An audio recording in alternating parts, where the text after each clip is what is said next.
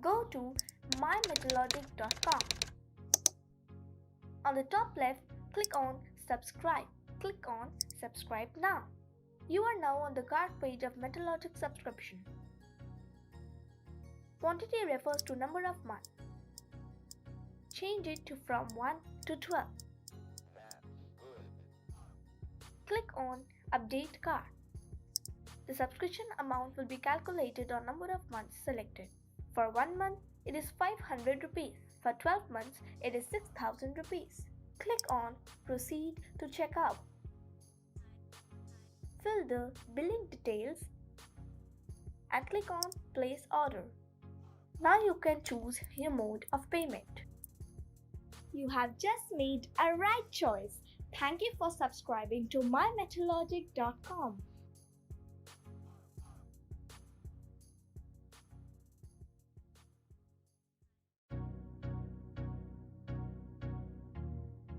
Go to mymetalogic.com. On the top left, click on Subscribe. Click on Subscribe now. You are now on the card page of Metalogic subscription. Quantity refers to number of months. Change it to from 1 to 12. Click on Update card. The subscription amount will be calculated on number of months selected. For 1 month, it is 500 rupees. For 12 months, it is 6,000 rupees. Click on Proceed to check out. Fill the billing details and click on Place Order. Now you can choose your mode of payment. You have just made a right choice. Thank you for subscribing to mymetalogic.com.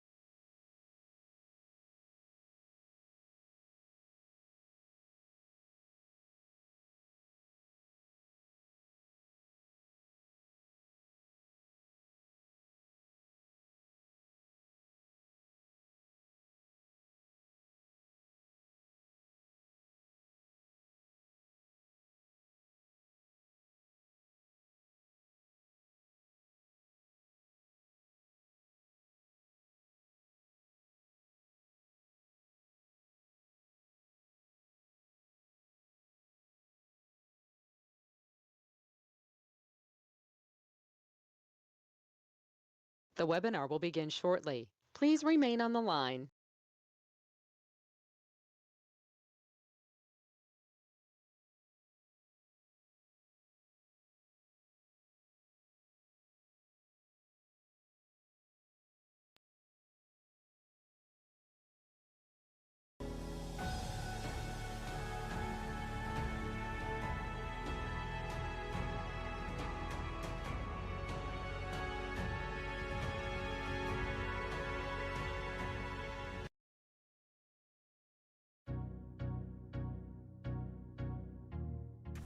Go to mymetalogic.com. On the top left, click on Subscribe. Click on Subscribe now. You are now on the card page of Metalogic subscription. Quantity refers to number of months. Change it to from 1 to 12. Click on Update card. The subscription amount will be calculated on number of months selected. For 1 month, it is 500 rupees. For 12 months, it is 6000 rupees. Click on Proceed to check out. Fill the billing details and click on Place Order. Now you can choose your mode of payment. You have just made a right choice. Thank you for subscribing to mymetalogic.com.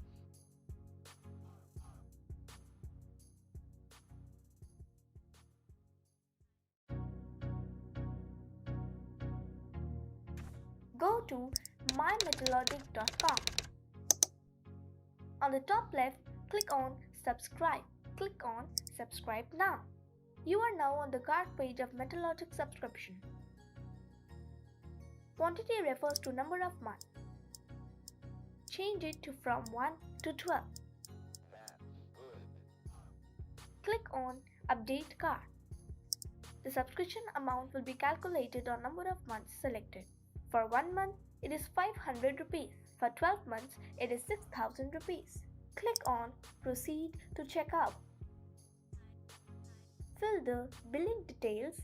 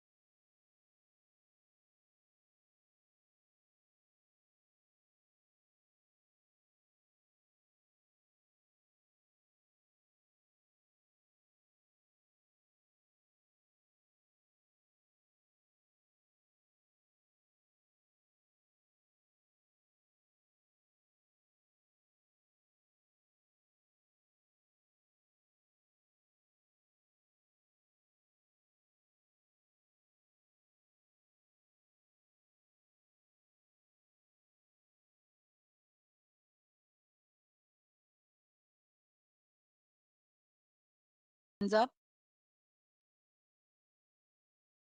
Okay, great. We are starting.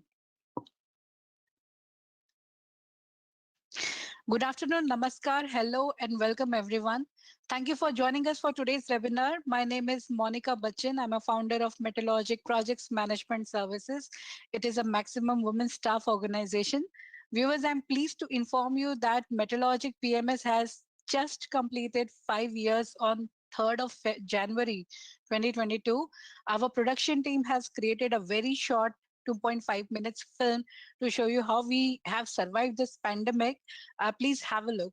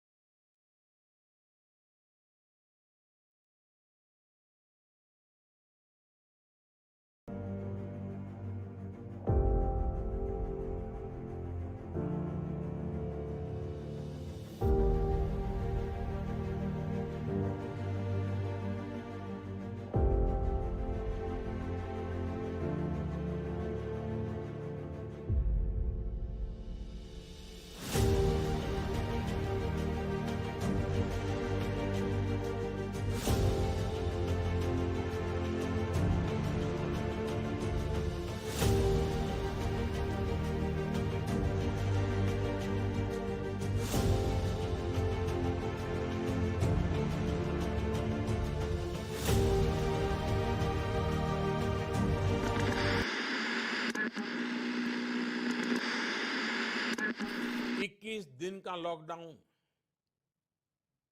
लंबा समय है, लेकिन आपके जीवन की रक्षा के लिए, आपके परिवार की रक्षा के लिए उतना ही महत्वपूर्ण है। हमारे पास यही एक महत्वपूर्ण रास्ता है।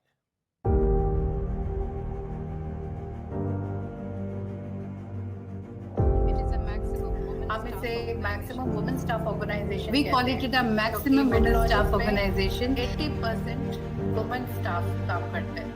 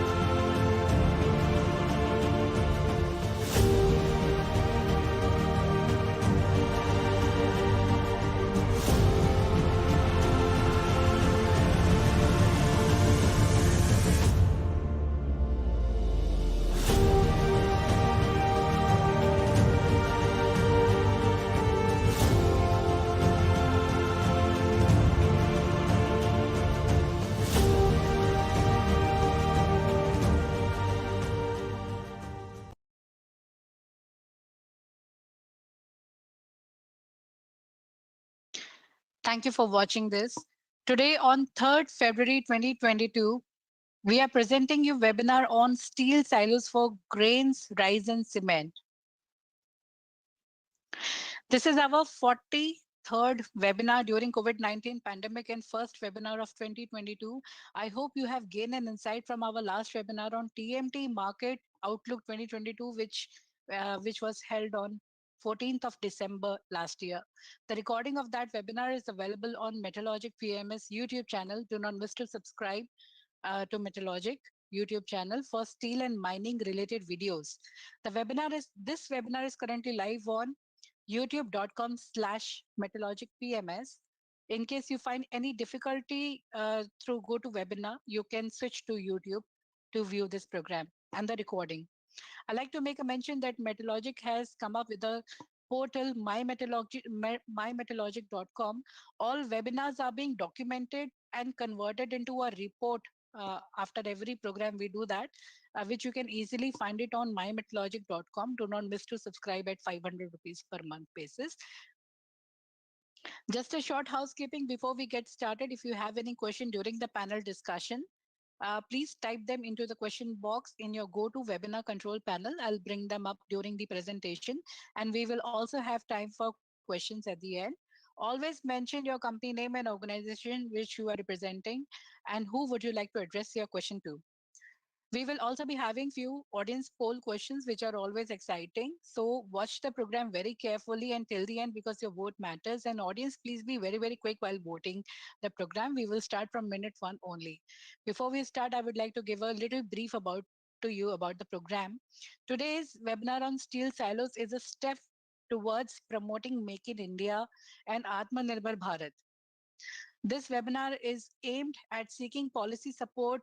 Conventionally, silos were nothing but a tall tower or pit used to store grains or related commodities. Today, the traditional cement silos are history, and steel silos has taken their place for dry bulk storage.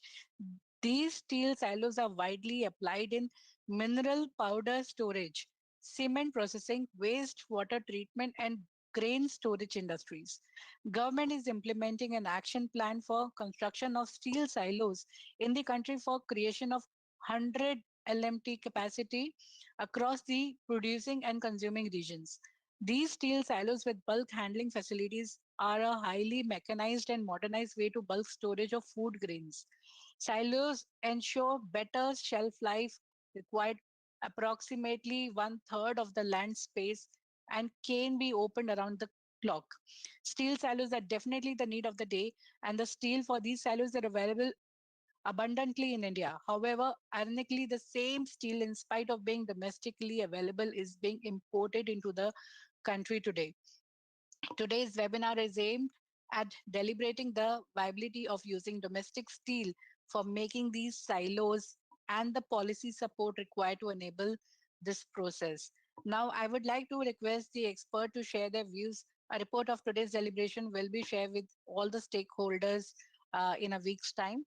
In Today our expert panelists are Mr. Gopalakrishnan Ganesan, Deputy Secretary at Ministry of Steel, Government of India; Mr. Aseem Chhabra, GM Silos IT at Food Corporation of India; Mr. Jay Shirke, Executive Director, BG Shirke Construction Technologies Private Limited; Mr. Arun Sable, Vice President, Silos Total Shipping and Logistics Private Limited; Ms. Sonia Khanna, GM Marketing, Steel Authority of India Limited; Mr. Sandeep Khanna, VP Sales at JSW Steel Limited; Mr. Jayanta K. Sarkar, GM Structural at MECON Limited, and I'm your moderator. This panel discussion are going to have three parts, where the first part we are starting right now, where we will be taking a view from the steel supplier, fabricator, and buyer perspective. So I would like to request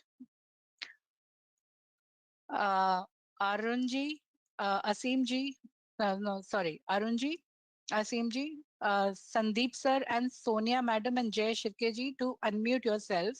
I'm starting the question from Sandeep sir and Sonia madam first. So my first question to you is, what is the current demand for silos in India, both steel and non-steel? Sandeep sir and Sonia madam, because you are the manufacturer of steel silo. SAIL has recently started and JSW is already doing it. So Sandeep sir first. Yeah, thanks, Monica. First of all, congratulations to Metalogic team, in fact, for organizing such a relevant topic webinar. And definitely this is in line with the Atmanirbhar, as rightly said, as you mentioned by you, Atmanirbhar and Make in India policy by Government of India. I think that this seminar very well fits into the complete scheme of things.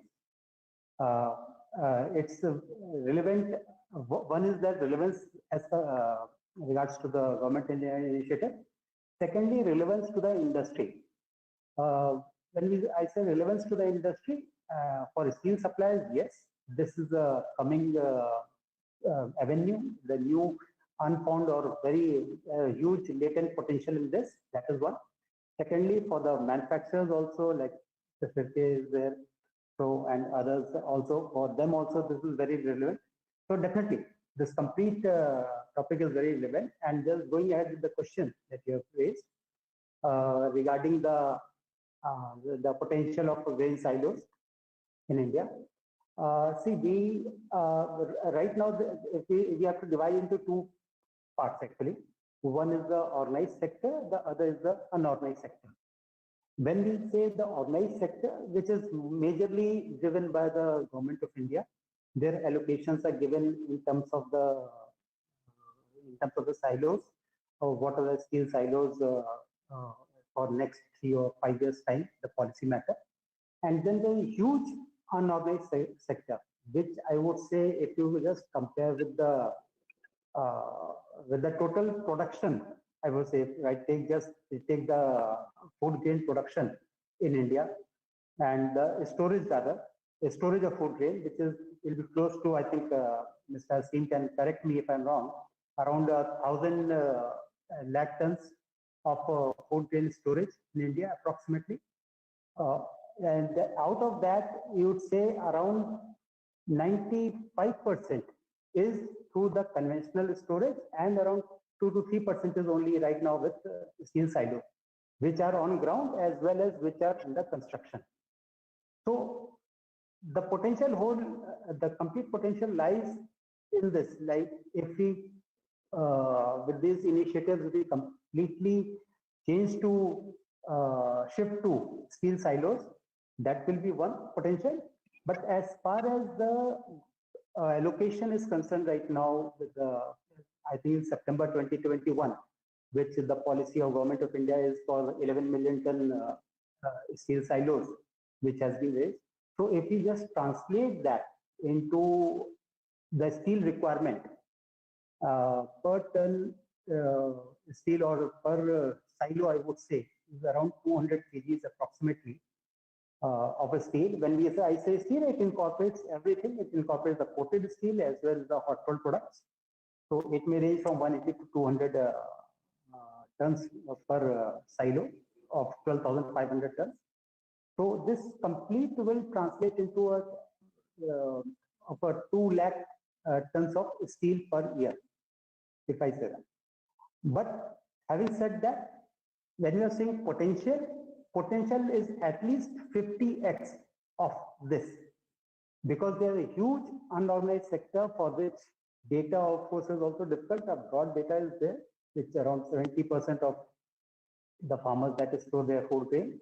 So the potential is huge. This is just a potential. I'm talking about the organized potential. So if you multiply by say 40 or 50x, that will be the potential as far as steel is concerned. Right, sir. Sonia, ma'am, what is your thought, as in what is the current demand for silos for grain, rice, and cement in India, ma'am? Everybody, first of all, thank you, Metalogic, for giving me an opportunity to be a part of this important discussion on a topic so relevant. Mr. Khanna has covered mostly the steel requirement which may emerge for steel silos for grains. Yes, very right that as of now, we see a potential of about 2 lakh tons immediately.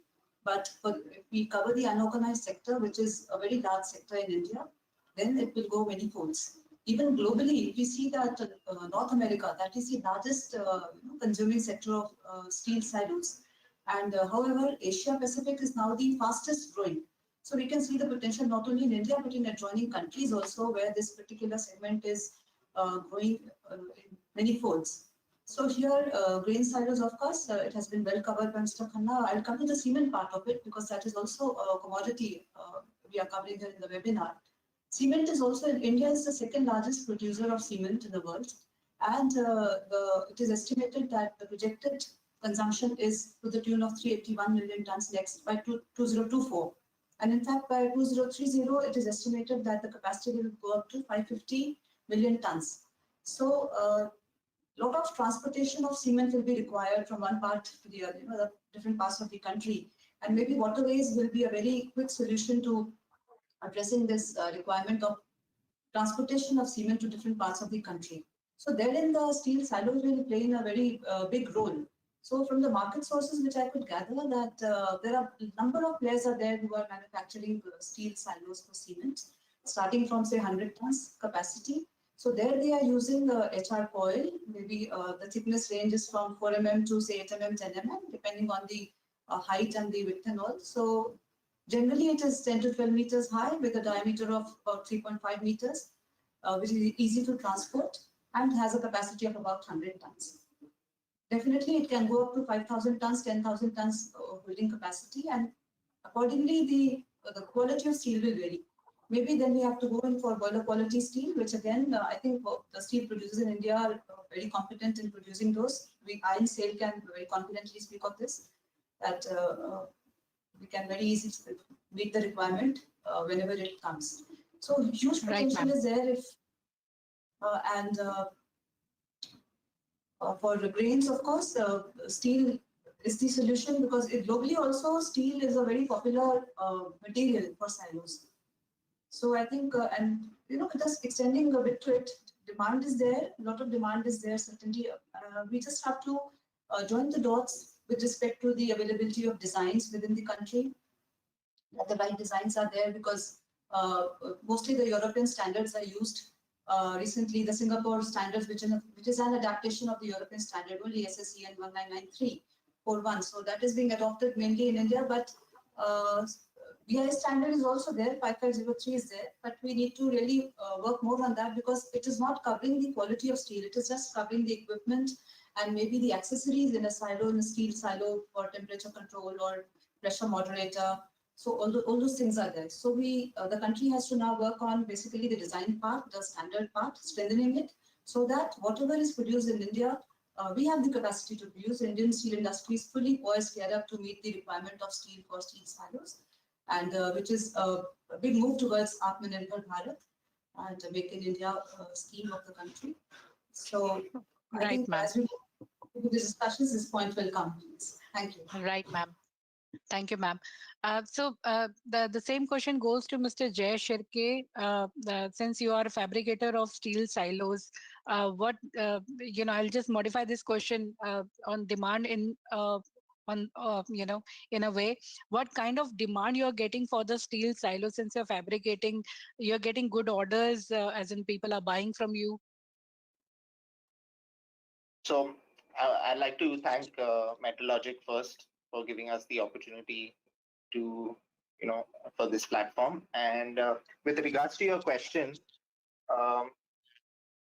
I'm not sure about the demand for the cement silos, but we're also primarily a construction company. So we do use cement silos where we have batching plants set up. So very rarely, prior to this, has cement been transported in bulk. But when you see like bigger infrastructure projects coming up, you might see a big push for cement silos as well. So you might see a demand for big like for cement silos as well. With regards to the grain silos, so we actually started. My grandfather started this business in. He bought the first machinery in 1972, actually. So to India, and for 20 years, that machinery was idle. Like nobody wanted to touch silos. And after that, in the 1990s, we got a few orders from breweries. Then there were like a few food parks, then grain processing plants, and now we're seeing a big boost because of FCI, meaning FCI is thinking of modernizing their storage. So over the past few years, we have seen a big demand for the silos, and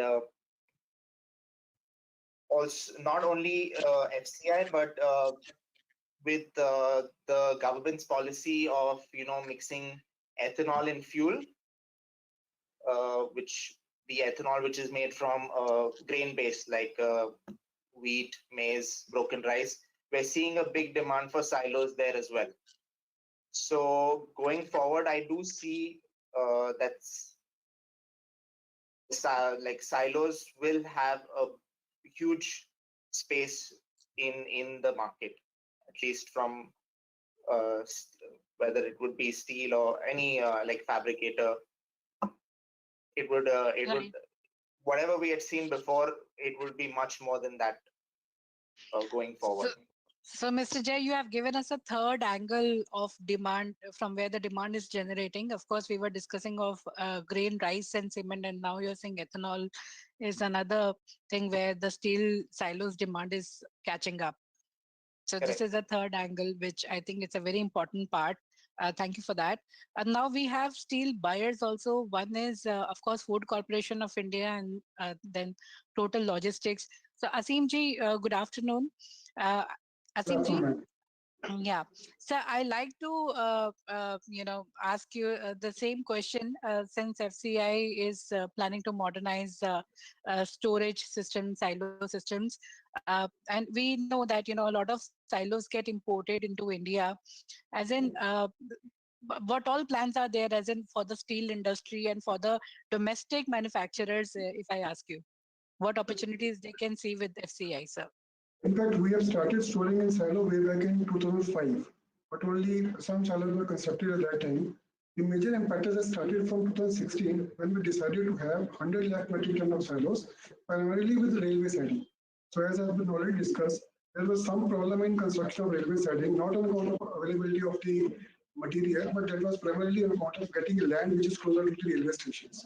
So considering that that project has not taken up the speed we wanted, we have now decided to go in for a smaller size spoke silos. So total plan which we have envisaged is around 100 lakh ton.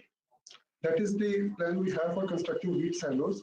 In fact, in case I give the feedback, that at present we have around 800 lakh ton of storage capacity, out of which only 16 lakh metric ton is silos. So it means at present we use only 2% of the capacity in silos, and that's all in conventional covered capacity, the basic rooftop grounds. And we have planned to go for around 100 lakh ton immediately, and based upon the outcome, we plan to go further.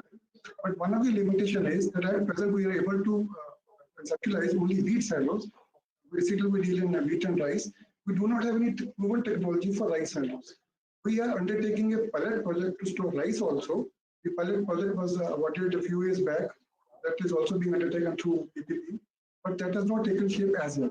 Based upon the outcome of that project, which is expected to come in the month of April this year only, we'll be having a plan to construct rice silo also. But again, because of capacity limitation, we do have a construction capacity limitation in India. That is why this 100 lakh empty has not been planned in one phase. But we have held discussions with the silo operators, manufacturers, everybody. And based upon the feedback provided to us, we have planned this to be constructed in 3 phases. And 3 phases will last for over around 5 years. So any augmentation of plan, it may conceptualize, it may materialize on paper, but to practically implement it, we require more years. So one is that yes, at present we have only the technology for wheat silos, for which plan is around 100 lakh metric ton, which will require around 2 lakh ton of steel. This requirement will be over a period of 5 years. And we also require to have the matching capacity of silo fabricators. And given the feedback that this much capacity is not readily available in our country, and that is why the silo operators are importing it from other countries also. I just want to, yeah, sorry, please continue. Once we have the technology frozen for rice, similar quantum can be added. Sir, you just mentioned that grain silos are already there and you are planning to construct silos for rice, you said. Yes. So you're saying it is not there right now? In fact, no, we actually deal in bulk. We require to store in lakhs of metric ton. As far as rice silo is concerned, the proven technology is available only for smaller size bin, which is around 1,500 per bin. And I have not seen a silo location in India where large quantum is stored in rice. And second consideration is that we require to store it for a longer period, in excess of 1 year, even 2 years. So this much storage has not been seen anywhere in the country, not even globally. First, we have to see whether this much longer period of storage would be possible in silos. And if that is found to be available, then we can go for higher expansion. It's so thank you, Aseem, sir. Arunji, since you already have 35-40 years of experience into silo business in India, so what changes you have seen? I would like to ask you, and what is the current trend you are seeing right now, as in the change in storage systems in India? So just 1 second. I think you're on mute. Yeah, please continue, sir. Sir, I would like to thanks to you for invitation to participate in this program. See, in India, actually, in 1974-75, silos are introduced first by Mr. B.G. Shirke. That time, actually, collaboration was done with the Privé France, and but concept was not there to sell the silos, or nobody was ready to use the silos. So thereafter, other manufacturers also tried, like Thermax was started manufacturing plant at Pune. Then Kirloskar brothers also tried to start this business, but nobody was successful because concept was not there to store in the bulk, because everybody was traditionally tried to store in the warehouse. But last, when actually the initiative is taken by Food Corporation of India with Moga and Khaital, that was the pilot project. 4.5 to 5 lakh ton was the schedule. So out of 5 lakh ton, 4 lakh ton silos, that is 12,500 ton capacity, was imported from the GSI. And 1 lakh ton silo was supplied by Shirke company. That time in 2005. So after that pilot project, then actually silos picked up, and also that time in private industries like Gujarat Ambuja, then Adani Agri Logistics, silos were using for the oilseed plants, that is soybean storage. So now actually looking to the potential, present potential, not only FCI, but private industries also have a concept to use the silos, because silos are beneficial. Mainly benefits are space is required 1/3. Then all handling is also automation is there. Less manpower is required to handle the grains, and that is why silos are beneficial, because it's a scientific storage, because aeration is provided. You know that uh, actually food grains are live food grains. Food grains, whenever moisture content is there, so there also respires. And as these respires, then aeration is also important for the long-term storage cycles. And silos are actually manufacturers. They have contributed about 40% of existing facility in India that domestic manufacturers have contributed. But only unfortunately, because of price, last 4 to 5 years, it was very difficult to sell the silos by domestic manufacturers. And mainly silo cost is depend on the input cost of the steel. So steel prices are very high as compared to the international market. Then second thing, uh, uh, what actually as a buyer I will say, what is the attractive or lucrative part to buy the silos? Is definitely first is the price. So around 15 to 20% price is cheaper for imported silos. And second thing, delivery part, delivery because of automation. I had been to Turkey, and I have seen the 3 manufacturer plants. My silo I have seen, OBL I have seen, Altin Bilek have seen. And because of my curiosity, as I was in manufacturing, I studied their process, I studied their machineries, and because of automation, their delivery is very fast. Within 2 months, and considering 45 days shipment period to India, they can deliver the silos of a 50,000 capacity within a 3.5 months. So domestic manufacturer, mainly delivery should be speed up, and automation should be followed. Then I think domestic manufacturers can complete the all demand, and lot of demand is there because now FCI have declared another 108 lakh metric tons of storage through other spoke silos or like that. And first it was around 100 lakh ton progress was there. So total as on date, balance 197 lakh metric ton for FCI itself. So for this 197 lakh metric ton capacity, 1500 silos of 12,500 metric ton to be supplied. So lot of potential is there. And this is This is a wonderful news. Yes, This is a wonderful news. This is not only Food Corporation of India, private industries also very keen to use the silos. Right along, I can take the name of Gujarat Ambuja. Gujarat Ambuja is using the silos for maize storage for their starch plants. Then Adani is also using for their private companies. Oil mills are oil seeds are there. Soybean can be stored in silos.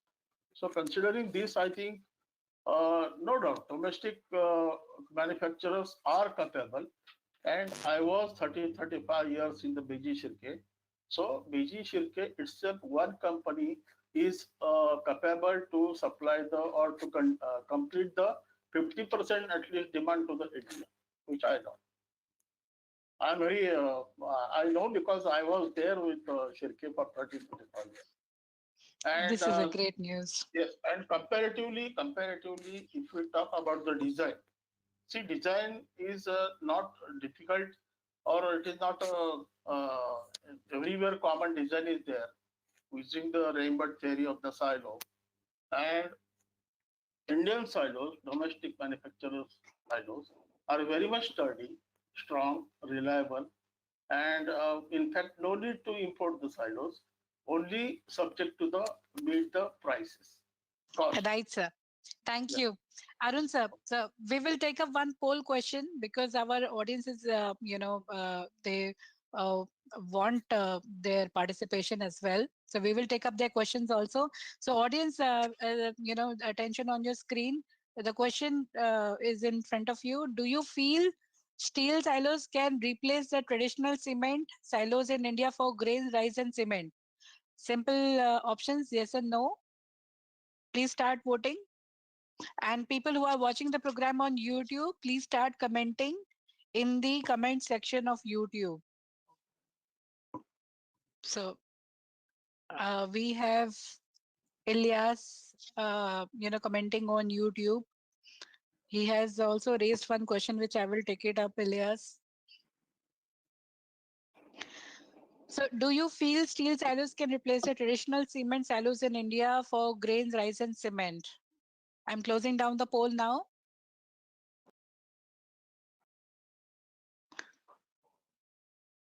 Answer on your screen. So 90% of our audience feels yes, steel silos can replace traditional silos and cement silos. And 10% still feels no. We will go with the majority, which says 90%.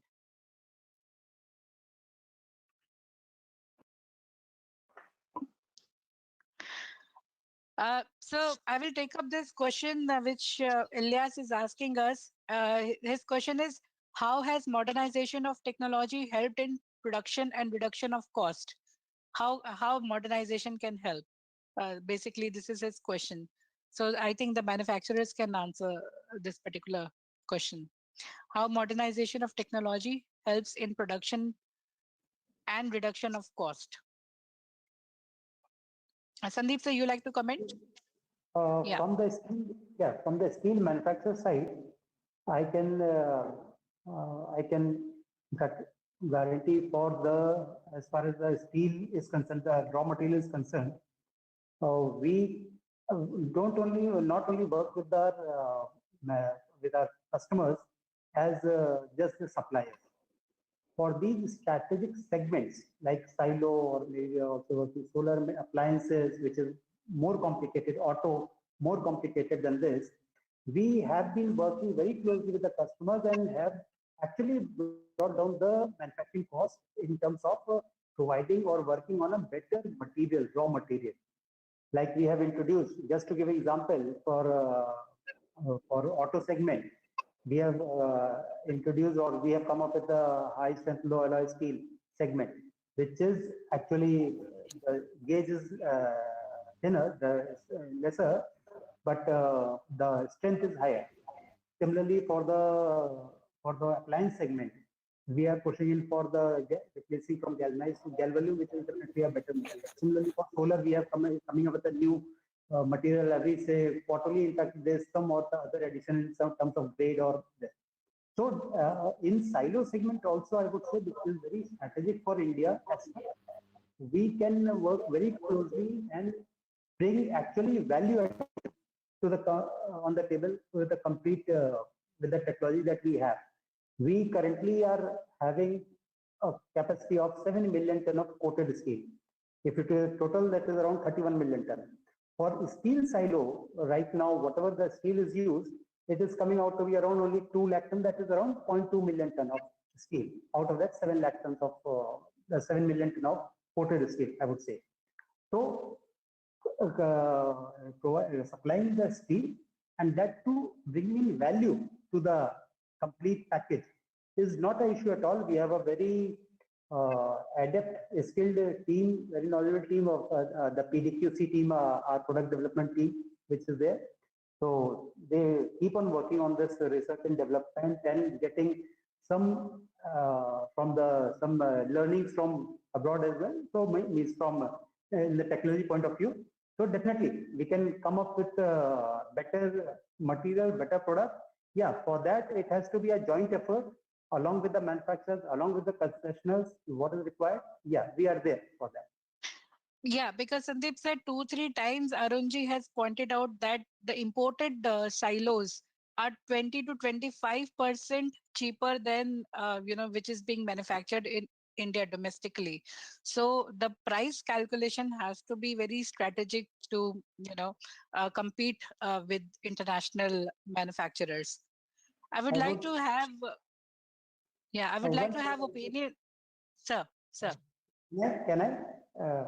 I just like to add one thing over here. Yeah, true. Arun has pointed out that it is higher, but yeah, one thing to be noted: it has to be level playing field for all. If some government is giving some kind of a rebate or incentivizing that, then definitely no steel manufacturer or we can expect, or should we expect the same from our government? That will also be wrong, I would say. So it is not the right kind of a comparison in terms of the cost, because I feel in the last few months, last year or so, completely we would say, the domestic prices were far lower than the prices which are prevailing in the global markets. But still, we were able to import the silos. So my point is, it is not only the cost, the cost is higher over here, but there are some other factors which have to be taken in totality to address the issue. It has to be a joint effort. Again, I would say the government involvement, government intervention is also very, very critical in this, so that we understand the exact pain point of the industry and address that, and then go forward with Atmanirbhar and Make in India initiatives. Right, sir. So yes, ma'am. Yeah. Let's answer to Riaz's question. In Steel Authority of India Limited, also in our Bokaro steel plant, we have come up with a new cold rolling mill complex, which we call it as CRM3, giving it the hierarchy. And it is one of the fully automated complex, and one of the state-of-the-art technologies is there. And taking help of the latest technology in the world, we are producing galvanized cold rolled products and galvanized products with the new hot dip galvanizing line there. Recently, we have made steel for silos in the range of say 0.6 to up to 2 mm. We have the capability, but we have made it up to from 0.8 to 1.6 mm, up to 1250 mm width. And the MPa is from, the yield strength is from say 275 to 550 MPa. We have achieved it. And coating also we have achieved till 600 GSM. Now, when technology, when it comes here, definitely, as Mr. Khanna also told, that it's the quality of steel or through the material, improved material quality, we can achieve more efficiency of the product. So if we go into higher MPAs, definitely the steel can be made lighter and we can have better efficiency without compromising on the strength or the, the storage, the ultimate objectivity of the endeavor. Right, ma'am. Right. Right, ma'am. I'm raising one poll question. Yeah, Arun sir, just one second. Sir, yes, sir. Sir, please unmute yourself, sir. You're on mute.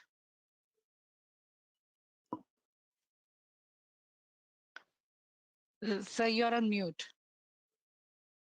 Yeah, it's fine. Okay.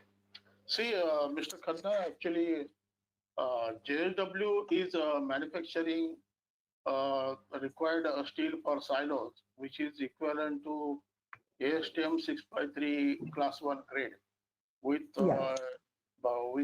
tensile strength, ultimate tensile strength is 450 MPa and yield stress is 350 MPa. And initially it was 350 GSM, but now you have achieved up to the 600 GSM also. Right. And I had been to your Kamleshwar plant where galvanizing manufacturing is being done. So that time also I was having one question in mind that same quality of the steel manufactured in Taiwan or any other Japan, a little bit aesthetic way finishing was very smooth finishing was there. Whereas manufactured steel, though tensile strength and it is the same, characteristics are same, but shining aesthetic way need to be improved. So please note down what can be done to improve the shining.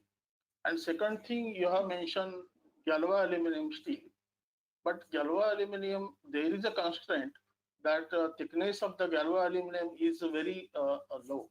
That is, I think, maximum you can go up to 1.5 mm.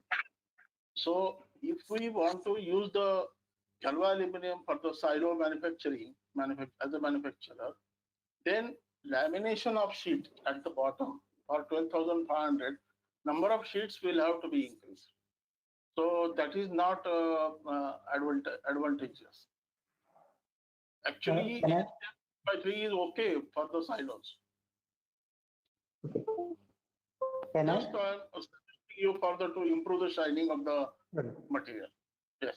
So, Sandeep sir, before you comment, we have one more. Sorry, but we have one more question. This is from Mr. P.K. Bhardwaj. He's questioning on YouTube. So his question is: zinc coating ruptures when domestic GI steel, when coagulated. How can we get better GI of at least 600 GSM? Sir, now you can answer. Yes. So one by one, first, Mr. Sable's point. Your feedback well appreciated. And as I told you, that we not only work as suppliers, we work as partners. So the recent development which has been there, just to update the forum and all the viewers, audience over here, JSW has now we have already taken the commercial production up to 3 mm. In galvalume, we will be taking up to the 2.5 mm. We have already taken the commercial production. 3 mm in galvalume is under trial, which I believe will be in another couple of months. It will be there. That is number one. Secondly, in case of galvanized steel, which is now we use. So earlier we used to do only till 2.5 or 2.6 mm. It is now gradually we have moved on to 3.15. Now till 3.5 mm also, up to 600 GSM.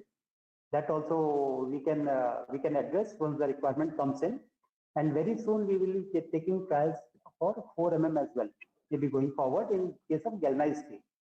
So as there are certain developments that go on time to time, we have a new facility that has come up at Vasin, surface finish and that mentioned by you.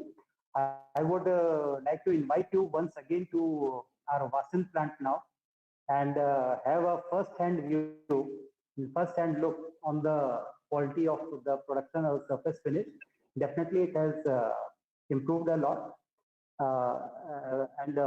and it is ever we are ever improving our with the new technologies that we have and we are getting. So we are ever improving on that. That is number one. Secondly, regarding the zinc coating of 600 GSM getting ruptured, definitely JSW, we can now go up to 620 GSM. The only thing is what happens, this requirement when it comes, 550 GSM or 600, it has to be a consistent requirement. Once in 6 months or once in a year, if such a requirement comes, then definitely the machinery also needs to stabilize itself. Number one, I would invite all those who are having any doubts or any kind of apprehension regarding the capability of the steel manufacturer can come to us or all our colleagues in steel, other companies in steel as well. India has got a complete bandwidth of supplying steel, quality supply steel to all the silo manufacturers and other usage as well. As I told you, because if we have not been doing that, if we not been doing 600 GSM, if it getting ruptured, then we would not have been like we are now doing in silos, which is 350 GSM and above. We are having a market share of whatever the sourcing is done from domestic market. We are having a market share of more than 80% right now. So supplying steel is not an issue. And yeah, I invite all of the concessionaires or consultants. Thank you. Thank you, sir. I request the audience to please mention the name they are asking the question with, because I'm getting lot of questions, but they have not mentioned who they want to ask. So I'm raising one poll question. The poll question on your screen. Do you feel, apart from FCI, smaller steel silos should be set up across the country in various villages and farmers' houses, etc.? Do you feel, apart from FCI, smaller steel silos should be set up across the country in various villages and farmers' houses? So very simple options in yes or no. And meanwhile, I'll read out some comments which we have received. To your answer, Mr. Bhardwaj is writing, manufacturers must suggest good lamination methodology for galvalume sheets so that galvalume can be used without any problem for silo manufacturing. Mr. Yatendra Suri is writing, stainless steel doesn't rust and silo can have maintenance-free life of a century. No rust means no contamination or water seepage-related damages to grains. Grains means safety of citizens. And Saji Samuel, sir, he is appreciating you, Sandeep ji, for your comment. Okay, I'm closing down the poll now. Answer on your screen. So 93% of our audience feels that yes, we should also have small scale storage facility in villages.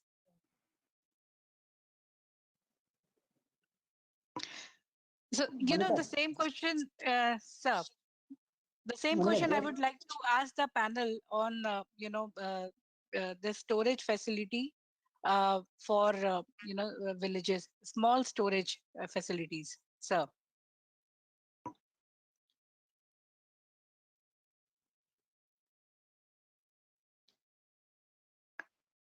So you're saying something? Yes, sir. Yes, Sandeep, sir. Yeah. One thing to add on this, the new development, and it may be good for silos also that we have developed for the solar market. In fact, this is a high strength steel, galvanized steel, 350 GSM and above in higher thickness. That I was mentioning the HSLA grade. So whatever, like currently silo industry is using 0.8 to 350 to 3.5 thickness product in 350 MPa. So we can give a design the silos in such a way that 550 MPa, if we replace this by 550 MPa product in higher thickness, so that will give the strength. And maybe if we can optimize on the thickness as well, because the strength in 550 MPa, we can give a better elongation now. We can give more than 12% elongation in 550. That is one thing. As far as the other question, should I take or? Yes, you can cover it and then I'll move on to other panelists, sir. The question on the small farmers, I just have a point to make in that, because this is a huge, as we said, it's a huge latent potential which lies 70% of the segment of the farmer of the current storage is by 70% of the storage is by unorganized sector, which includes the farmers as well.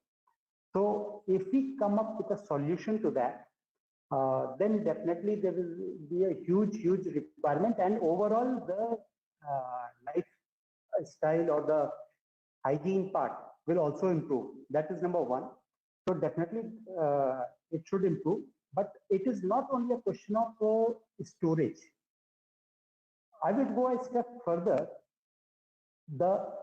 Apart from the storage, which matters to the end customer or the farmer is the transit from one place to another. That is also causing a major challenge to the farmer. When he stores the material, of course, 6 to 8% of the minimum of his whatever storage is gone to rodents and pests and all. That is definitely a straight away saving point if we converts to silo.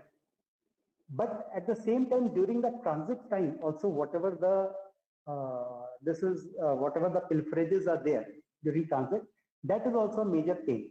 So for that, I just have a food for thought for on the, because everyone is there on the platform, all the stakeholders.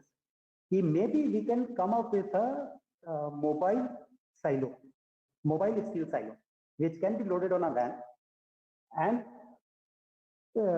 material can be stored. Supposing the farmer has to take it to a mandi, he can obviously drive it down to the mandi. There may be a metered, this can be used by maybe it's been improvised by the government as well, FCI as well maybe. There can be a metered or it can be the dispenser, the grain dispenser can be metered, so that while moving from one place to another, if there are any pilferages on the way and all, so that can also be stopped. So a huge wastage which is happening, which is going unnoticed, that can be stopped. So that can be one of the solutions. Till I understand, Tata Steel is already making small, silos for small and medium scale, storages. So I would like to ask Mr. Jay, are you making any storages for villagers and as in for the small scale and medium scale? You're fabricating any silos like that?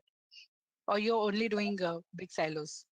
So currently we're only doing big silos, and I'll tell you why. The size of the farms in India are not like the ones that are in maybe Europe, America and Australia, where there are acres and acres of farms, and people and farmers can afford to put silos maybe of 100, 200 tons. And in fact, we actually did a pilot project where we took a 5-ton silo and we installed it in a village. But it didn't really work out because there was no maintenance, there was no electricity supplied to this screw conveyor to take up the grain and store it in the silo. There was no record being kept of whose grain is stored in the silo, which farmer's grain. There were multiple farmers because we had put it in a village, and then there was also like a dispute, you would say, about the quality of the grain, from one farmer to the other. So from our experience, at least we can say that just now that the smaller silos, installing them in villages didn't work from what we've experienced. And when it comes to giving, a farmer buying a silo, say a 5 or a 10-ton silo, the price per ton of grain, that is not really, it's not affordable. The bigger the silo, the price per ton reduces. So there's it's not affordable for such small silos if for farmers. So that is what this is what we experienced, at least from our from the project that we did. Right.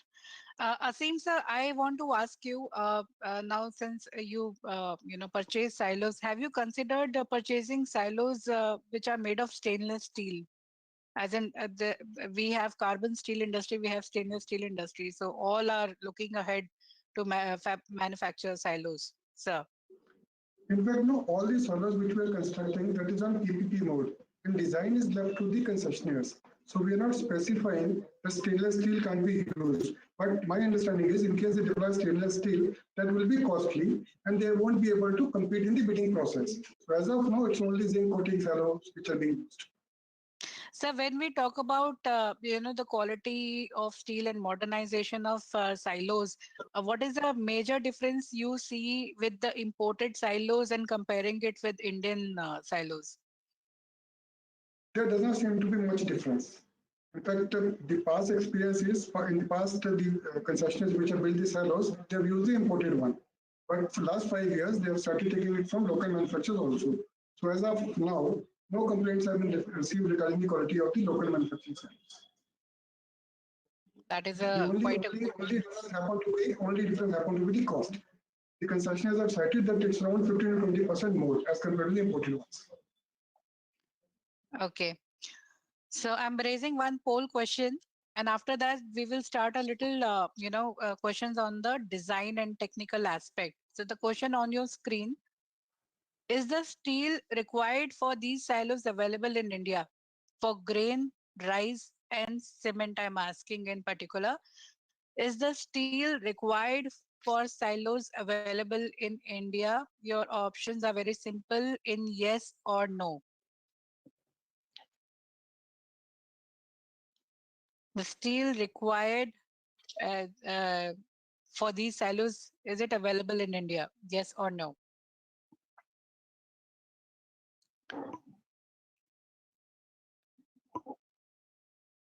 So on stainless steel, we have a comment that stainless steel silos has lowest life cycle cost. LCC should be the criteria. So this is the view of Mr. Yatinder Suri, Aseem sir. So I'm closing down the poll now. The result on your screen. So of course, 96% feels yes, the required steel is available in India for these silos.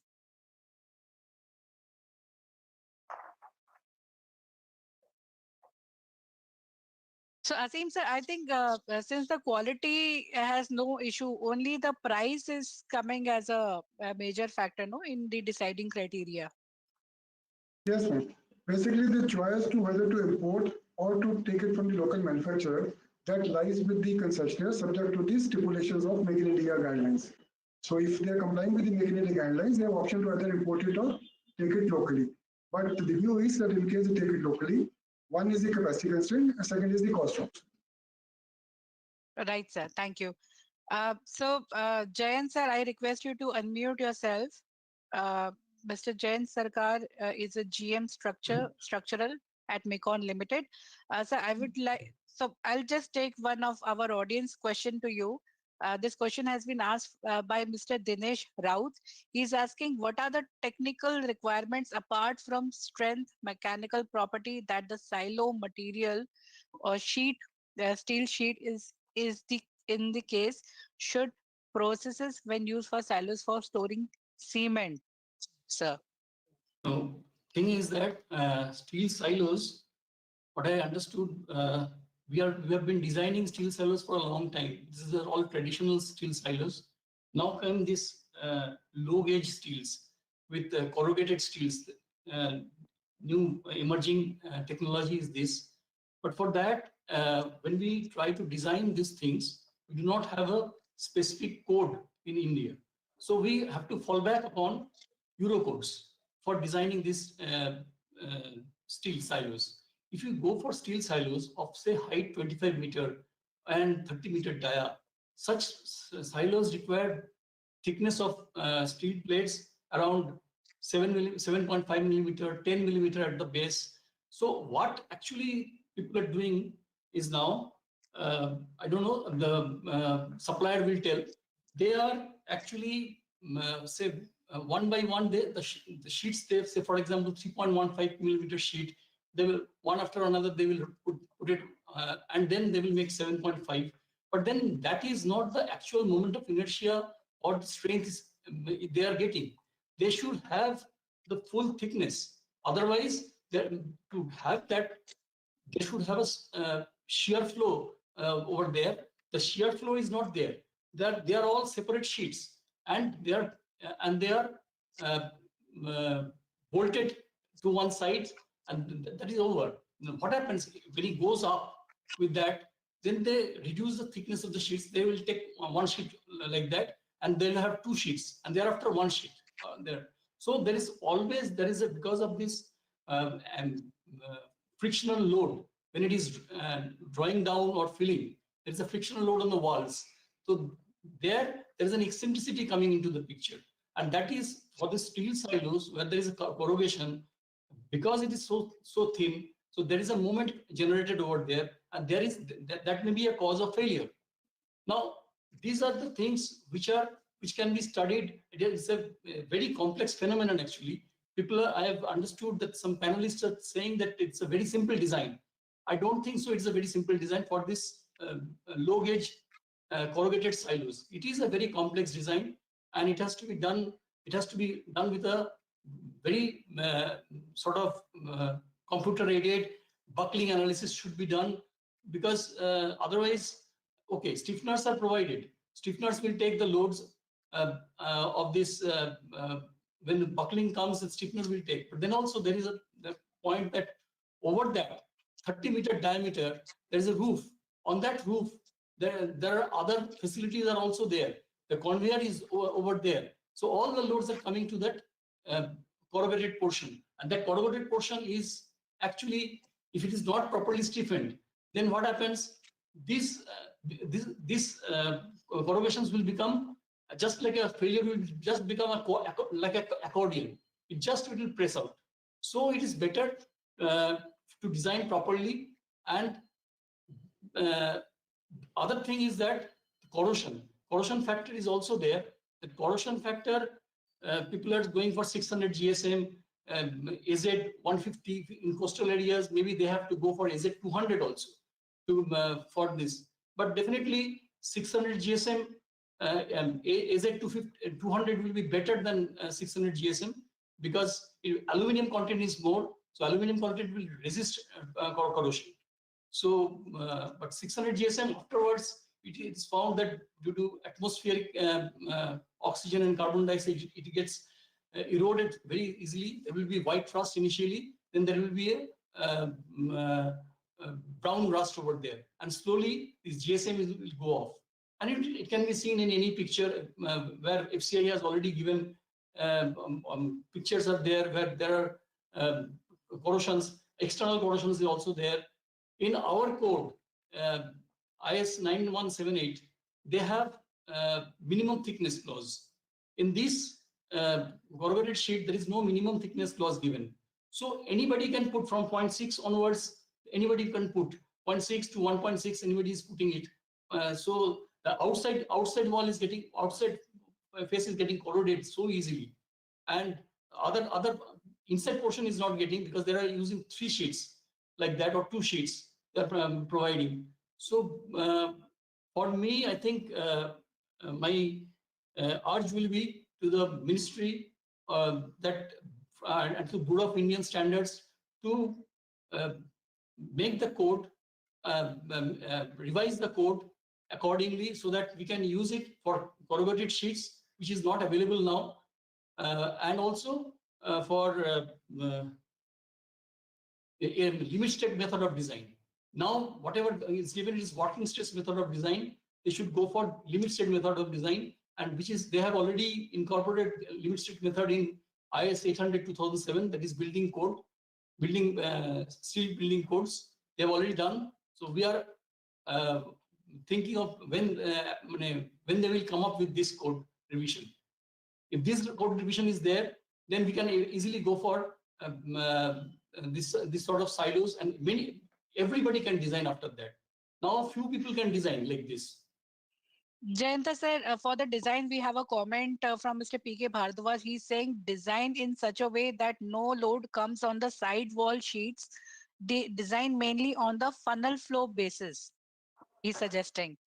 And this next question, which I would like to raise, this question is from Mr. Naveen Sareen. He's asking you, what is the highest galvanization of pre-galvanized sheet is available with Indian steel manufacturer? And he's also asking one more thing, to understand the tensile and yield strength of the pre-galvanized steel available in India, sir. No, as Mr. Khanna also said, and that 450 MPa is available, yield stress 450 MPa is available in JSW, because I think 350 MPa, what I have designed till now, 350 MPa is quite good enough for this, and 450 MPa, definitely it will reduce the thickness of the sheet.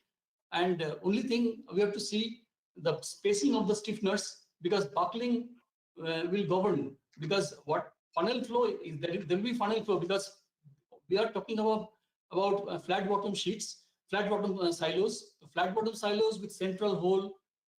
Then there will be flat.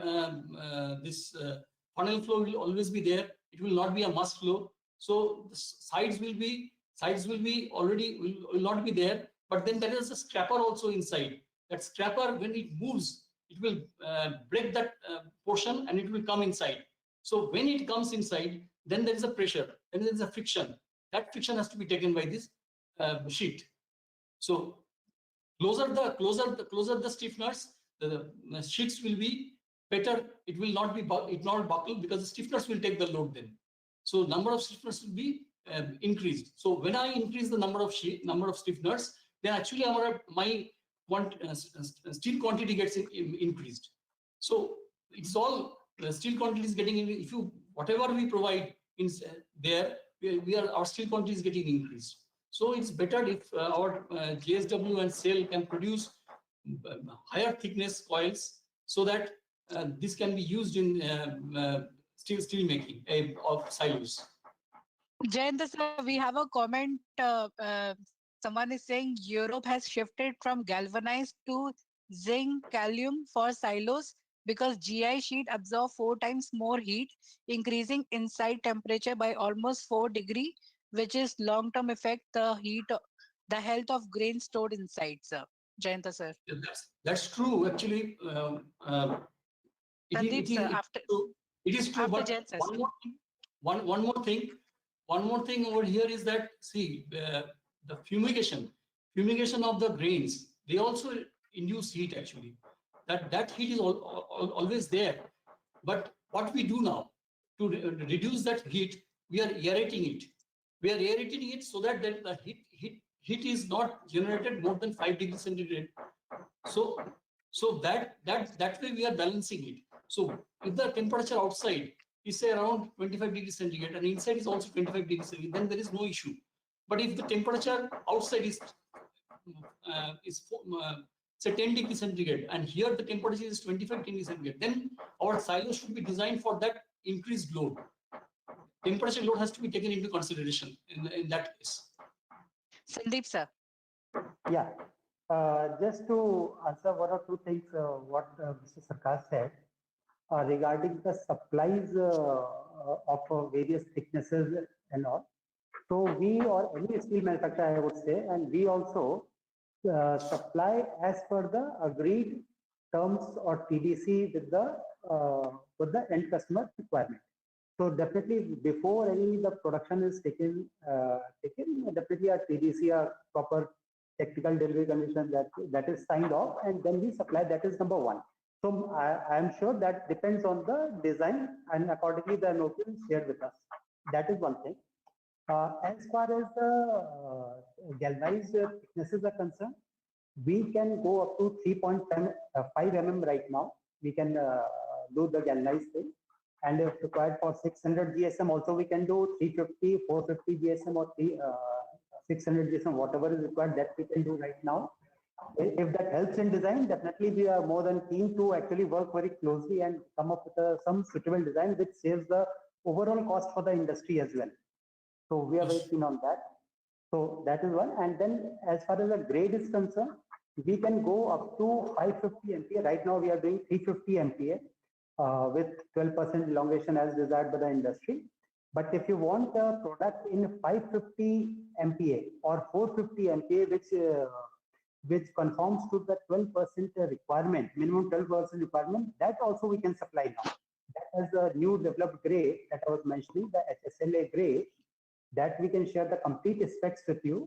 So you can just see how it fits into the complete design so that it is benefit or advantages for all of us. Right, sir. One more. Yeah. I have a query to both Mr. Shirke and Sable. Now, since you are the profile, you are profiling the sheets and also fabricating the sheets also. So my question is, when, say for example, the sheets are more than 3 mm. So what is the technology that you are using that you can you can have the holes on the sheets accurately with say 0.005 mm tolerance and prevent the sheet also? Yeah. So Mr. Jay and Mr. Arun, who would like to answer first? See, I want to talk about first lamination of sheet. Mr. Sarkar said that lamination is not advisable, but yes, all over the world, lamination of sheet for the bottom few rings being used. And I think whenever we are doing the corrugation, and if corrugation is perfect, and if we use the couplant between the two sheets, then it acts like a single sheet. So that's true. corrugation is that's being... true, but every corrugation, that's true, but every corrugation you have to bolt it. Otherwise, what happens? It can lose. It will be loose because when the compression force comes, it will buckle and it will become loose. It is all not always. It will be under tension. It can also be under compression also. No, but this factor is being considered in the design also. So I don't think any problem is there for lamination. Second thing, whenever we buy the plain sheets and corrugation we have to do after. Suppose we go for the more than 3 mm thickness or higher strength of the ultimate tensile strength, then there will be the problem for the corrugation also. So right now, everybody is following maximum 3.15 mm thickness. Nobody is using the GIC corrugated silos of more than 3.15 mm thickness. But then you have to go for more bolts so that it binds together. All the sheets are bind together. Otherwise, if the sheets are not bind together only at those points, then it has no use actually, because it has to be bind. There is a provision for that. The vertical and horizontal seams are there, and in between intermediate some bolts have to be placed. Yes, then only it can be done. That is to be followed. Everybody is following that. Every manufacturer. Okay. Jay sir, what is your comment?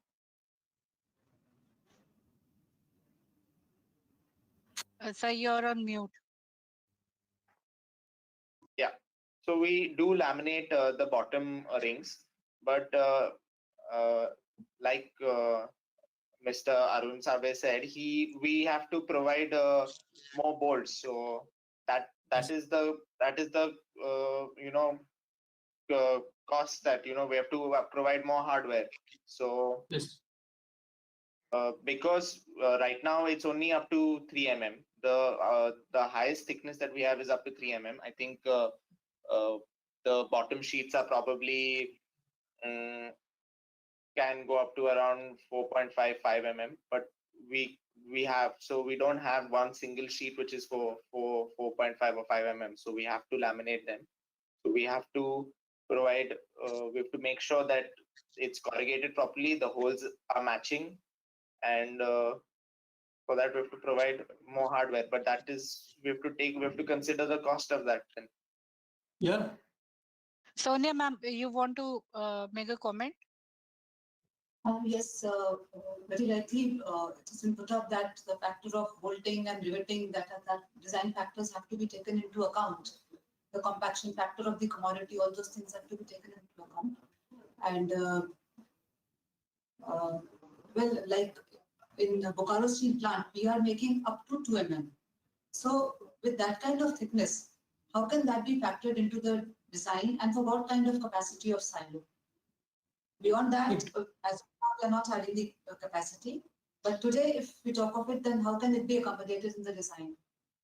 No, ma'am, may I answer this question? The problem over here is that, as Mr. Sable said, it's a question of profiling. How to profile that sheet? Say, for example, I have a sinusoidal curve. This is my profile of the sheet, and I have a crest depth of say 19 mm or 20 mm, and a ridge-to-ridge distance is say 70 or 75 mm. Now, 12 mm sheet, if I try to profile it, what is the amount of pressure required to mold it to that fashion? Cold molding of this fashion is very, very difficult. So that is the reason.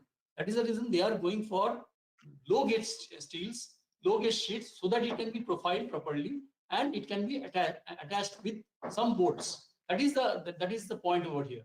Otherwise, as you said, it's correct. In many cases, 12 mm sheet is required. So if you go for the design, there is 12 mm sheet may be required, because of if it is grain silo, it may be okay. For grain silo, smaller thickness may be required. But for example, cement whose bulk density is say 1.55 ton per meter cube. So their thickness will increase. Here, bulk density for this grain is 0.8 ton per meter cube. So it's double bulk density. So when it gives a thrust, so that is double the amount actually. Right, sir. Cement silos, actually these corrugated bolted silos are not being used. These are the all welded type silos. MS plate of welded, welding will be there, not a bolted silos. Bolted silos are used only for the grain storage. And for cement, MS all weld silos are there, where the thickness of 10 mm, 12 mm thickness of the plates, that vertical or horizontal joints, that can be welded. So that other type of silos are there, not JLC. Right, sir. Now we have one more thing I want to tell regarding the use of the stainless steel silos. See, stainless steel is basically cost will increase, and second thing, stainless steel is a high carbon content. It is a very hard material. So during the corrugation, there are possibilities of cracking the material. So that is why stainless steel cannot be used for the silo. Thank you. Sir, we are moving to government view now. We will have Mr. Gopal. But before that, I'll raise one question to our audience. The question on your screen: land cost and civil cost is a major share in the value addition criteria for setting up these silos. Should they be removed? Land cost and civil cost is a major share in the value addition criteria for setting up these silos. Should they be removed? Please answer very quickly. People watching on YouTube, please comment your answers in the comment section. There's a long chat going on in our YouTube section. So all the panelists can view the recording and see the chat after the program. So land cost and civil cost is a major share in the value addition criteria for setting up these silos. Should they be removed? Your options are very simple, yes or no. I'm closing down the vote polls now.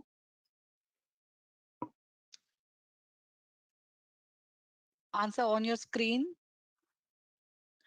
77% feels yes, it should be removed, and 23% feels no. So the majority goes with this calculation of land cost and civil cost should be removed in setting up the silos. For this, I would like to have comment from Mr. Aseem. Sir, I think this calculation is in FCI's calculation, isn't it, sir? Right, this is as per the guidelines of DPIIT, wherein it is prescribed that 50% valuation should be in should have happened in our country. But in case land is already excluded, but civil component is included, so it has been decided that the project cost will be seen for a location as a whole, which will include the civil cost also. So valuation has to be at least 50 or 60%, whatever percentage is decided, that will include the civil cost, but not the land cost. Right, sir. So एक और poll question ले रहे हैं, but this question is actually for Gopalji. So based on the answers of the audience, I will raise this question to you, sir.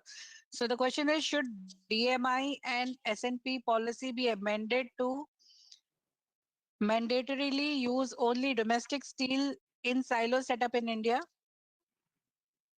Your options are very simple in yes and no. So DMI is domestically manufactured. Should DMI and S&P policy be amended to mandatorily use only domestic steel in silo setup in India? Yes or no? And people who are watching on YouTube, please comment your answers. A lot of people are saying yes to it. Okay, we have received the answers. I'm closing down the poll.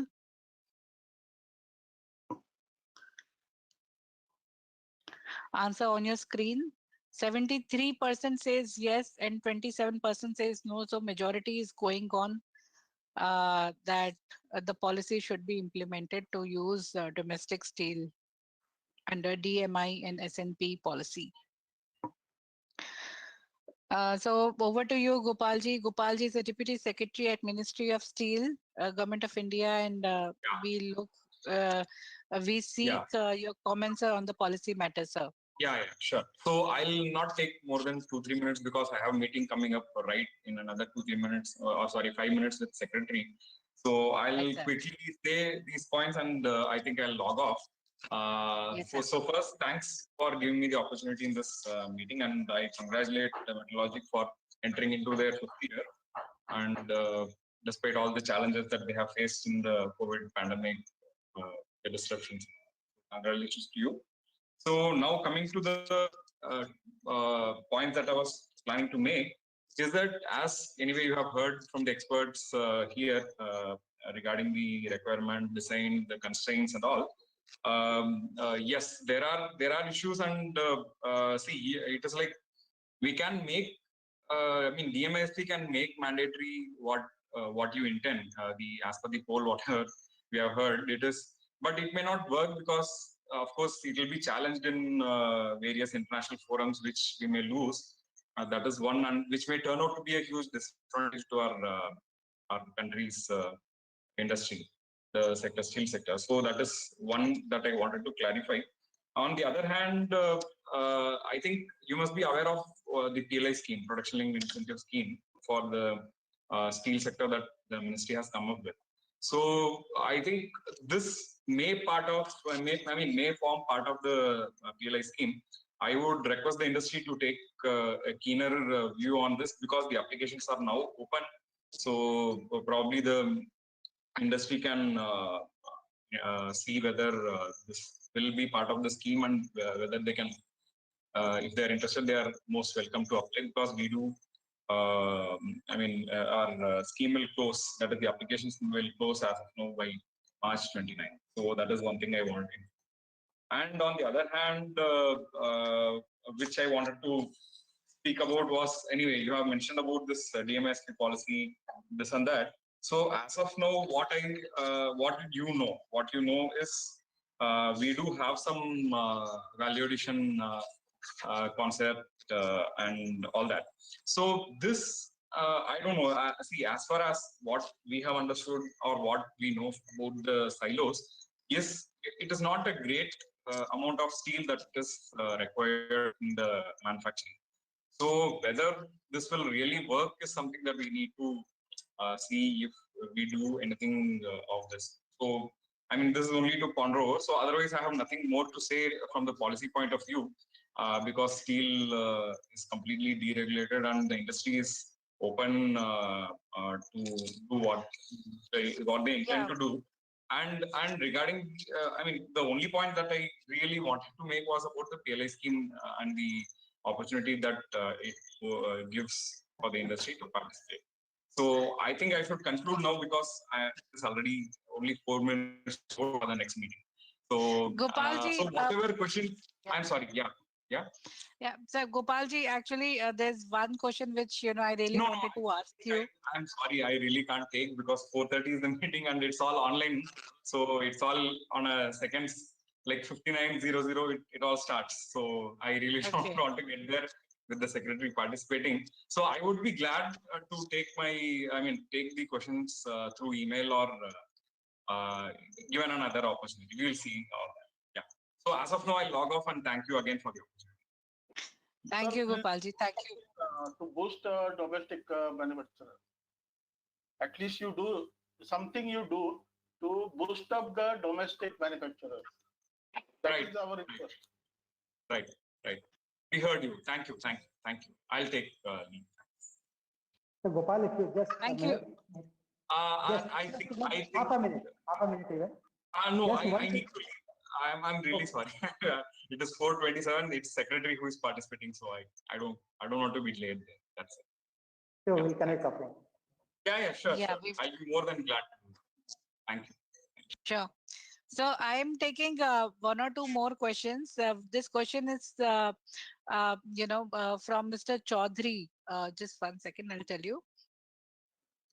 So safety concerns out of storage is going for steel silo instead of cement silos in cement plant. This is Mr. KK Roy Chaudhary, independent consultant. He's asking on the safety aspect of using silos for cement and grains.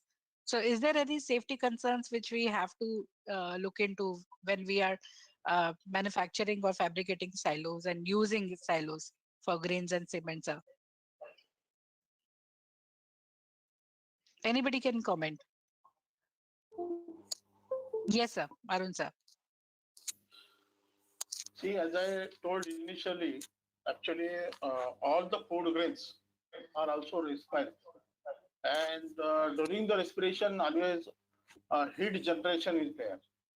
So suppose as an example, in a small hall, suppose more crowd is there, then you will feel warmer. So same thing, whenever we are storing the food grains in the bulk format, the silos, there is always some heat generation is there. So it is very important to use the aeration system properly. Suppose a lot of misconcept is there that suppose we use the aeration system, then moisture will be reduced and weight will be reduced. But that is totally wrong. If aeration system will not use, then because of heat generation, hot spot formation, grain deterioration will start. And you cannot store the grain for the 3 years, long-term storage. So that is also a risk not to use the aeration properly. Second, timely fumigation. Fumigation should be done at least 3 times in a year. Otherwise, weevil formation will start, then the deterioration of food grains will start, and food grain cost is more than silo cost. Suppose silo cost is 1 crore, then actually wheat is stored for the 12,500. That is a more cost. So that is a risk. To use properly aeration system and also fumigate time to time. Thank you. Thank you, sir. So we have one question for Sonia, madam. This question has been asked by Vadapalli Sanjana. So she's asking, could you elaborate on the grade used for manufacturing HR and GP silos with standards, ma'am? Yes, I couldn't get the name. So, ma'am, Vadapalli Sanjana. Okay, okay. Yeah, yes, Sanjana. See, HR product is mainly used for cement.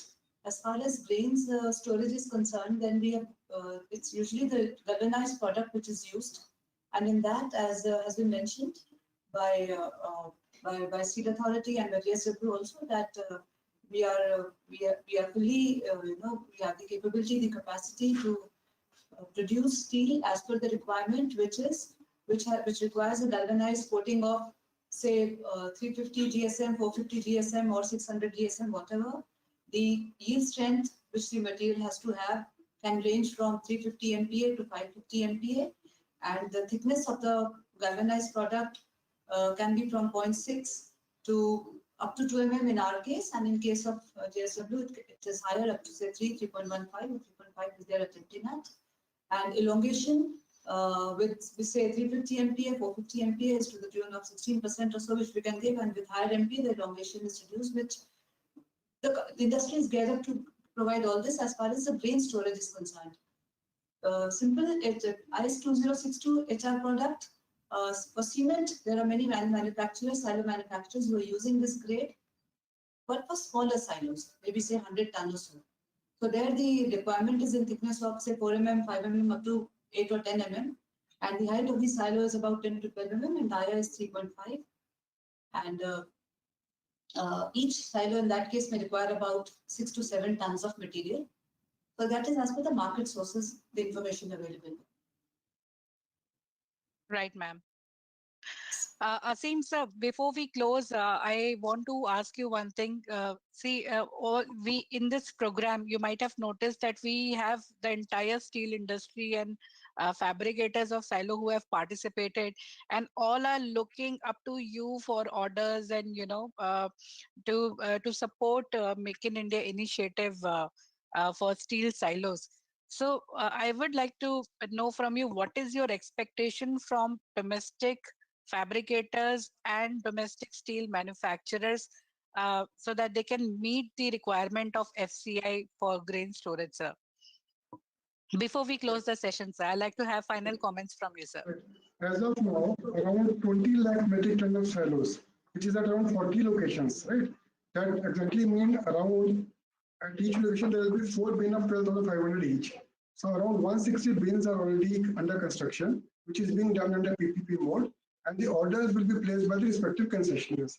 As far as plan is concerned, as I've told earlier also, around 110 lakh metric ton is planned for the next 45 years, and this will be done in phase manner. But in first phase, we're looking to bid out around 80 projects covering around 35 lakh metric tons.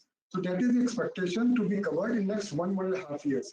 So in case 100% is to be supplied by our country, then we're looking at this much expansion, 35 lakh ton of more silos to be sanctioned, and around 20 lakh ton which are already sanctioned. So around 55 lakh ton of silos, wheat silos, would be required in next 1 to 1.5 years. So in case domestic manufacturers can meet this much capacity, they can back almost 100% of this requirement locally itself. But I think they have to match on price, because ultimately, besides the concessionaire have to follow the guidelines for Make in India, they would be looking at the cost parameters also. So in case the cost parameters can be met, delivery schedule can be met, then 100% of the orders can be taken up by the local manufacturers. Right, sir. Sir, I would like to seek final comments from everyone before we close the session. I would like to start from Mr. Jay Shirke. Sir, your final comments from the fabricator point of view.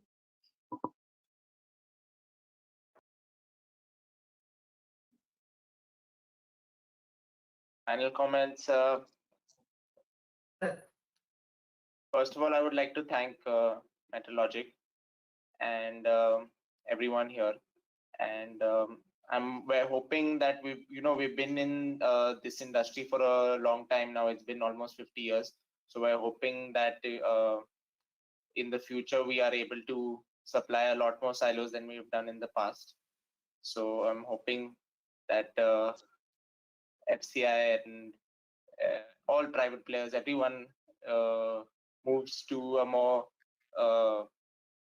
modern form of storage, which is silos. Thank you. Arun sir, you buy silos. I like to have final comments from you, sir.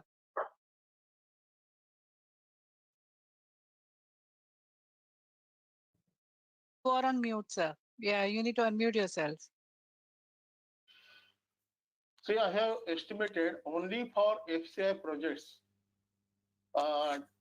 around 50,000 metric ton involves about 1,200 metric ton of steel to complete the one project of the 50,000 ton, which consists around 600 metric ton is for silo, which is equivalent to ASTM 6.3 class 1 grade, and 600 ton, which is ordinary steel of IS 2062, which is a structural part. So considering only FCI, 5 lakh ton of steel will require in next 5 years. So JSW is having potential of 1 lakh metric ton per year. So it's not a small potential, I think. And second thing, if we compare with the imported silos and domestic silos, definitely domestic silos already out of 11.5 lakh metric ton constructed by FCI warehousing, central warehousing and state warehousing, 40 to 50% silos are supplied by domestic manufacturers. So it is 100% possible that there will be more and more contribution from the domestic manufacturer, provided subject to they will have to work out on the price. Even by getting some taxation benefit from the government or any subsidy for the silos as it is being used for the food grains. And as I remembered one comment from my earlier PG Shirke, he used to say that shelter for the human is important and shelter from the grain is also important. So definitely shelter from the grain is important to save the wastage of the grain. Thank you. Thank you, Arun sir. Jayanta sir, I would like to seek your comment before we close, sir, from the design perspective. Yeah, initially I started like that, but now I am like to thank Metalogic for giving me an opportunity to tell this esteemed panelists. So what are the problems in design and how to solve it? I've already told in front of Deputy Secretary that they should urge to have BIS strengthen the code so that this can be made available to everybody. Now we are doing following Euro codes to do that.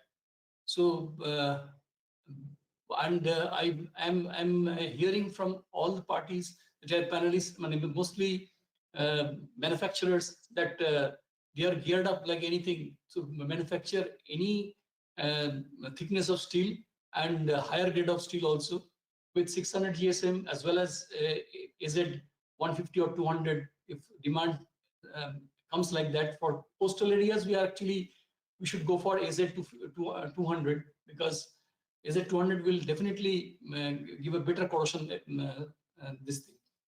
And FCI, we had a sort of consortium around 2016. We Tata Steel, we had a consortium, a pilot project we tried actually, but it did not materialize. Then again, we'll try again to have it. We in our FCI Ranchi, we thought of that, but it did not materialize. That is our unfortunate part. We did not find any erector to do that, so that because our sheets were coming around 3 millimeter sheet, So there was no, now I am understanding what is the problem with the fabrication. So next time when we design, we'll go for this 1.6 mm sheet or 2 mm sheet maximum, so that this can be fabricated properly. So from MECON, I tell you that we are in design for a long time. We are doing JSW and SAIL in a long way, and JSPL. So we have been associated with SAIL totally. We have, and the JSW also, we are doing BOF and CCP now at Ronagalu. We are associated with the business, and SAIL is our mother company. So we are very fortunate to have you in this panel, and we understood your products now. So when we design, we'll definitely think of all these things, and we'll do that. Thanks a lot again to all the panelists, and I conclude now. Thank you, Jayanta. So, ma'am, final comment from you, and then Sandeep, sir. Ma'am. Thank you very much, Monica. Firstly, I would like to thank Sarkar sir for such emotive words for SAIL. Really heartening to listen to him. And the entire interaction has been very enriching, because we have understood that silos is not a simple thing. It has a lot of technical aspects which go into it. And what Mr. Sable said very rightly, that what Mother Earth has given to us, we need to protect it, and that is through steel. The better storage system, the modern storage system, the better it is, and improve the shelf life of the commodity. Thirdly, I would like to say that whatever capacity and the ability which I have spoken of, that will require the attention of the designers. And only thing is that once we have just started actually.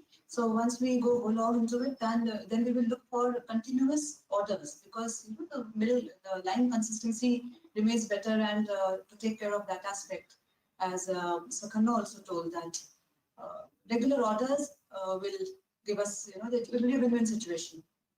So that is all I have to say. Thank you very much for giving me an opportunity for interacting on this subject. And thank you, Sonia, ma'am. Thank you, Sonia, ma'am. Sandeep, sir, your final word, sir. Yeah. Thank you. First of all, it has been a very insightful discussion over here, and I believe that this should continue in terms of for the industry. Also compile all the things, and then this is just a start, I would say. It is not the one of the panel discussions, I would say. This is start for a much more work ahead. Before closing, I just want to all the stakeholders there, I want to emphasize once again, the complete, like Mr. Jayanta Sarkar said, one of the things like BIS standards, that is definitely required. We have to have BIS standards for silos as well, so that everything conforms to the Indian standards. That is one. As far as galvanized is concerned, as JSW is concerned, starting from 0.2 to 3.5 mm thickness right now, and all the yields like 350 MPa, 550 and 450 MPa, all the yield strengths, and up to 600 GSM that we can give. As far as galvanizing is concerned, you just mentioned on 200 GSM also. So just to re-emphasize on that, we can manufacture from 0.2 to 2.5 mm thickness galvalume in all the yield strengths like 350, 450 and 550 MPa, and up to 200 GSM. So the complete range, whatever is required by the industry, that we can definitely cater to. That is one. One more thing just to add, of course, I was wanting this in presence of Mr. Ganesan. In fact, the 70% cost, indigenous cost that we are taking, that is definitely one of the welcome steps is the land cost. I think the government has agreed to exclude from the overall cost. That is one. But civil cost, if you see just the logic of it, civil cost is definitely has to be indigenous. It does not form a component of anything which can be imported. So definitely that it defies logic why civil cost is there in that 70% value addition. So that definitely the government and all of us have to really consider that why it is there. So that is one. And one final thing that I would just like to add what Mr. Shirke said regarding the smaller silos. Just to add on, because we were good from that, all things are coming to my mind. So just to add on to that, that is smaller farmers, like electricity not reaching out to the farmers. But I must tell you this, one other project, that is Project Kusum, which is again the government initiative. This started by the government, and a lot of work is being done on the solar pumps, which are going to rural, remotest part of India. So solar pumps are operating on solar energy. So we can look. This can be a kind of a idea. We can look in for electricity with the use of solar with silos. We can have something technology developed on that. Yes. So, and as JSW, we are definitely serving the most of the complex sectors, appliances and all the autos and all. Then definitely silo is much lesser complicated, I would say. We are there to help the industry. We are there. Thank you so much. Thank you so much, Sandeep sir. Thank you so much. With this, I would like to end the session by thanking our fellow panelists, starting from Mr. Gopalakrishnan Ganesan, Deputy Secretary, Ministry of Steel, GOI, Mr. Aseem Chhabra, GM Silos IT, Food Corporation of India Limited, Mr. Sandeep Khanna, VP Sales, JSW Steel Limited, Mr. Jay Shirke, Executive Director, BG Shirke Construction Technologies Private Limited, Mr. Arun Sable, Vice President Silos Total Shipping and Logistics Private Limited, Miss Sonia Khanna, GM Marketing, Steel Authority of India Limited, Mr. Jayanta Sarkar, GM Structural, MECON Limited. Viewers, the recorded version of this webinar will be available on our YouTube channel. Please do not miss to subscribe to mymetalogic.com to get recording of this webinar along with the report. All webinars have been documented, converted into report, which is very beneficial for you. We will meet soon on 15th of February with a new program on steel and raw material outlook 2022. After that, we have another program on 25th of February on renewable energy, steel demand for renewable energy and electric vehicles. So stay tuned with us. Thank you so much. Thank you for joining us. Thank you, everyone. Thank you, ma'am. Thank you, sir. Thank you, Aseem ji, Jain sir, Arun sir, Jay sir. Thank you so much. Thank you, Sandeep sir.